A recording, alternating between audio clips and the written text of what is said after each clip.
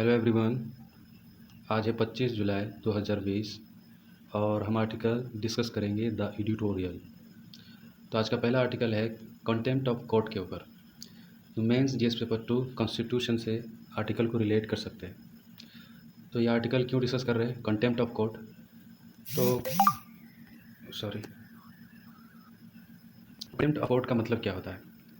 Contempt of court का मतलब होता है कोर्ट की अवज्ञा करना, कोर्ट की अवहेलना करना, कोर्ट को अपमानित करना। तो ये सब आप कंटेम्प्ट ऑफ कोर्ट में रिकॉग्नाइज कर सकते हैं। तो सुप्रीम कोर्ट ने एक वकील के ऊपर कंटेम्प्ट ऑफ कोर्ट का प्रोसीडिंग शुरू की है, यानी कि उनके ऊपर कंटेम्प्ट ऑफ कोर्ट यानी कि कोर्ट के अवहेलना अपमान करने का ये उनके ऊपर प्रोसीडिंग उनके खिलाफ़ शुरू की गई है।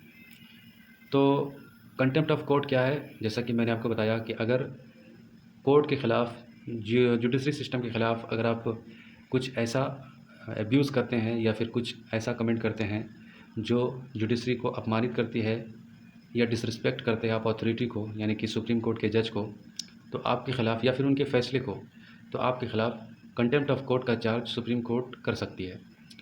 तो इसके ऑब्जेक्टिव्स क्या है? इसके ऑब्जेक्टिव्स ये है कि जस्टिस एडमिनिस्ट्रेशन को पब्लिक कॉन्फिडेंस में लाया जाए। और ये जो शुरू की गई थी किंग ऑफ इंग्लैंड, जब वो जजमेंट डिलीवर करती थी यानी कि खुद से, तो उन्होंने ही कंटेम्प्ट ऑफ कोर्ट को ओरिजिन किया था कि उनके जजमेंट के ख़िलाफ़ अगर कोई अवहेलना करता है, अपमान करता है, तो उसके ख़िलाफ़ ये कार्रवाई की जाएगी। तो कंटेम्प्ट ऑफ कोर्ट का पावर कहाँ से आया? तो देखिए, ये हाई कोर्ट, सुप्रीम कोर्ट, ये कंटेम्प्ट ऑफ कोर्ट का पावर हाई कोर्ट और सुप्रीम कोर्ट के पास है। और subordinate judiciary derive this power from the contempt of court act 1971। और सबऑर्डिनेट कोर्ट जो है, यानी कि high court, supreme court, high court के नीचे सबऑर्डिनेट कोर्ट के कंटेम्प्ट ऑफ कोर्ट एक्ट 1971 के अंदर ये सब ऑर्डिनेट कोर्ट भी कंटेम्प्ट ऑफ कोर्ट का चार्ज लगा सकती है। तो सवाल है कि क्या कंटेम्प्ट ऑफ कोर्ट इंसान के डेमोक्रेटिक राइट को हनन करती है, जबकि सुप्रीम कोर्ट खुद स्वयं, सुप्रीम कोर्ट और हाई कोर्ट व्यक्ति के डेमोक्रेटिक और फ्रीडम राइट को प्रमोट करती है, प्रोटेक्ट करती है, पार्लियामेंट के ख़िलाफ़ भी डिसीजन देती है इंसान के हुकूक़ को बचाने के लिए। जबकि जुडिशरी के ख़िलाफ़ अगर कोई, उनके डिसीजन के ख़िलाफ़ अगर कोई कोई कमेंट करता है या फिर वो कमेंट जुडिशरी को बुरा लगता है, एब्यूज़ लगता है, अवहेलना लगता है, डिसरिस्पेक्ट लगता है, तो ये तय कौन करेगा? ये तय तो जज ही करते हैं और फिर उनके ख़िलाफ़ जज ही कंटेम्प्ट ऑफ कोर्ट का चार्ज लगा सकते हैं। तो वैसे मैं पहले आपको एक स्टोरी थोड़ा सा सुनाना चाहूँगा।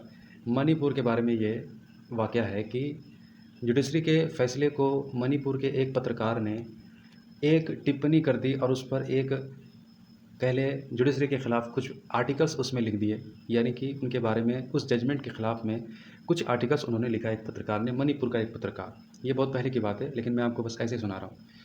तो जब उन्होंने ये लिखा और वहाँ के जो जज थे, उन्होंने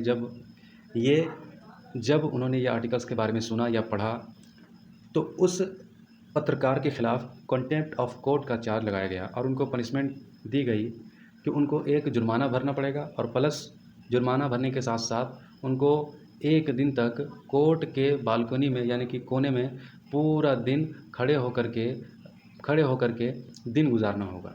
समझ सकते हैं? यानी कि एक व्यक्ति को कितना डिसरिस्पेक्ट कह सकते हैं, उसके आत्मा, उसके सेल्फ रिस्पेक्ट को इग्नोर करना, और जुडिशरी के लिए ये करना कितना जायज़ है, और वो कमेंट क्या था और वो डिसीजन के ख़िलाफ़ क्या कुछ कह पाना पत्रकार के लिए या फिर किसी व्यक्ति के लिए सही है या गलत है, ये बात तो और है। लेकिन कंटेम्प्ट ऑफ कोर्ट को क्या एबॉलिश करना चाहिए? क्या इस स्टोरी से आपको लगता है कि कंटेम्प्ट ऑफ कोर्ट जुडिशरी इसका मिसयूज भी करती है? तो देखते हैं। तो सबसे पहली बात है कि एक्सट्रीम पावर होता है, डेमोक्रेसी को हार्ट करता है जज के पास कि वो डिसीजन ले सकते हैं जो कि डेमोक्रेसी के आइडिया के ख़िलाफ़ है। दूसरा कि ये जो होता है फ्रीडम ऑफ स्पीच को और फंडामेंटल राइट को एक उसकी पकड़ करता है। कोई व्यक्ति अगर कुछ कमेंट करता है या फिर कोई सुझाव देता है या फिर कोई बातें वो कहता है, किस अटेंशन के साथ कहता है और जज को क्या अटेंशन, क्या उनको लगता है, तो ये तो फिर वो सुप्रीम कोर्ट के विचार के ऊपर, उनके विशेष के ऊपर कि वो किस बात को लेकर बुरा मान जाए और किस बात को लेकर बुरा ना माने, तो ये तो कोई व्यक्ति नहीं जानता ना, और फिर वो उनके खिलाफ़ कंटेम्प्ट ऑफ कोर्ट का चार्ज लगा दे। तो व्यक्ति के फ्रीडम ऑफ स्पीच और फंडामेंटल राइट को हनन करता है। और पहली बात हमने पढ़ा था, आइडिया ऑफ डेमोक्रेसी के ख़िलाफ़ है। और दूसरी बात है कि देखिए, कि इंडियन कोर्ट सू मोटो एक्शन ले सकती है, ठीक है, जो कि काफ़ी है कि सू मोटो एक्शन लेना, ठीक है। सू मोटो एक्शन मतलब कि प्रेजेंट होना है पर सुप्रीम कोर्ट के सामने और चीज़ों को रिप्रेजेंट करना, ठीक है। तो सू मोटो जबकि ये चीज़ें है और according to the justice Krishna Iyer के माने तो उन्होंने भी इसके खिलाफ आर्गूमेंट दी है और फिर कंटेम्प्ट ऑफ, यानी कि कुछ जज भी इस चीज़ को पसंद नहीं करते हैं, ठीक है। लेकिन ऐसे कुछ ही जज हैं, कृष्णा अय्यर के बारे में बात की जा रही है। तो law commission of UK recommended किया गया था, law commission of UK United kingdom के द्वारा, कि कंटेम्प्ट ऑफ कोर्ट को एबॉलिश कर दी जानी चाहिए। उसी तरीके से जो ये एक्सट्रीम है जुडिशरी सिस्टम को, पब्लिक के कॉन्फिडेंस को अब टच करती है, उनको कह लें कि हर्ट करती है, ठीक है। तो ये सब आर्गूमेंट है कि कंटेम्प्ट ऑफ कोर्ट को रिमूव कर देना चाहिए। और कई सारे केसेस भी है, बरादरा कांत केस, इसमें सुप्रीम कोर्ट ने कहा कि lay down the principle for इनेटिक कंटेम्प्ट। तो एक व्यक्ति को ये मतलब ये सुप्रीम कोर्ट की जजमेंट है, ठीक है। तो अगला भी और भी कई सारे जजमेंट है, मिस्टर प्रसार वर्सेस फारूक अब्दुल्ला केस। तो इसमें भी यही क्रिटिसिज्म को लेकर रिफॉर्म की बात की गई कि कंटेम्प्ट ऑफ कोर्ट को रिफॉर्म की जानी चाहिए इस केस में भी। तो और देखा जाए तो इसका कुछ पॉजिटिव इम्पैक्ट भी है, कुछ नेगेटिव इम्पैक्ट भी है। कुछ ऐसे चीज़ें हैं, कुछ लोग ऐसे हैं कि जो हर बात पर टिप्पणी करना चाहते हैं, जबकि वो अगर उनको आज़ादी दे दिया जाए तो वो सही जजमेंट के खिलाफ भी वो टिप्पणी करेंगे। तो ये तो बात और है कि ये तो एक निगेटिवनेस है जो कि सही नहीं है।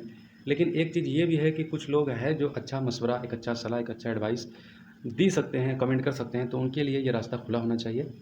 तो ये बात है, ठीक है। तो ये था आर्टिकल्स। अगला आर्टिकल है दादा भाई नेरोजी के ऊपर। आपने मॉडर्न हिस्ट्री में दादा भाई नेरोजी के बारे में पढ़ा होगा।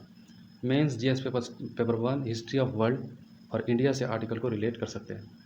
तो दादा भाई नेरोजी को grand old man of India के नाम से भी, खिताब से भी जाना जाता है।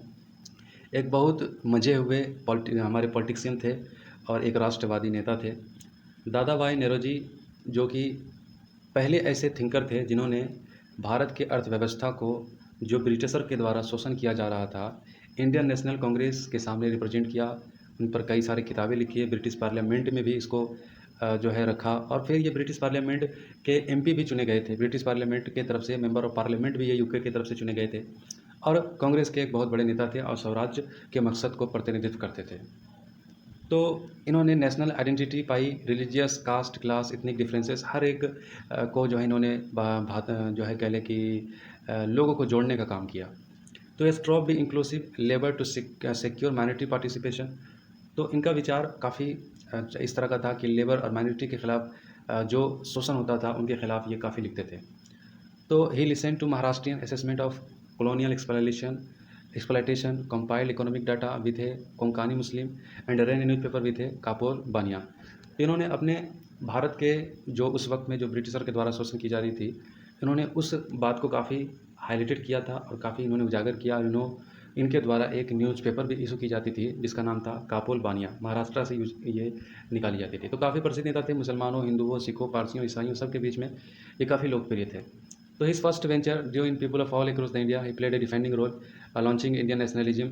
और इन्होंने भारत को, राष्ट्रवाद को एक अलग ही लेवल दिया। शुरुआती स्टेज में इन्होंने काफ़ी काम किया लोगों में। और ही लेवर to make the Congress republic of India diversity. और कांग्रेस को, जो कि भारत की डाइवर्सिटी है, उसको रिफ्लेक्ट करने के लिए काफ़ी मेहनत किया इन्होंने। और नेरोजी मुसलमानों के लिए आज़ादी मूवमेंट में भी सैयद अहमद खान के साथ, जो कांग्रेस के लीडर थे, उनके साथ भी इन्होंने काम किया। तो Naoroji outreach minorities was not mere tokenism but based on the understanding about India that it work best when it work together। तो माइनॉरिटीज़ को वो भारत के कभी भी उनको बोझ नहीं कहते थे। उनके लिए इनके विचार, देखिए बोझ तो होता ही नहीं है, ठीक है।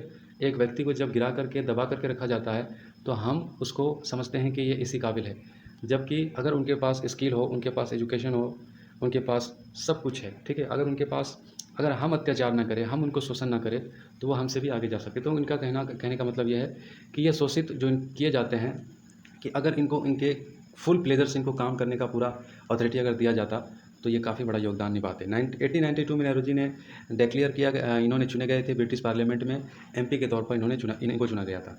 तो हर धर्म और कास्ट के लोग इनको पसंद करते थे और काफ़ी चर्चित और काफ़ी आउटरीचेज नेता थे ये, ठीक है। तो ये था इनके बारे में। तो आई होप ये आपको समझ में आया होगा। तो नहीं समझ में आया तो फिर से सुन ले, स्क्रीनशॉट ले, इसका नोट्स बनाएं, लाइक करें, शेयर करें, सब्सक्राइब करें। Thank you.